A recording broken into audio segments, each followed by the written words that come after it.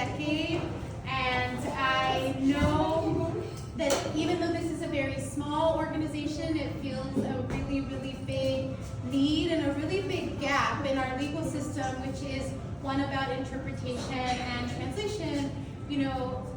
I don't know if you all have tried to do anything legal, but it is incredibly difficult, even if you speak the language. And so if you're trying to do something legal and advocate for yourself, either affirmatively or defend yourself against deportation and permanent exile and separation from your loved ones, and to do that in a different language, and to levy all of the evidence, both documentary and oral testimony evidence that you need to be able to do that, is incredibly difficult. And so really the Refugee Translation Project is about expanding justice and about expanding access to the legal system so that people can stay here with their loved ones and communities and access a better life. And so I feel very privileged to be part of that, and I feel very privileged to know all of you,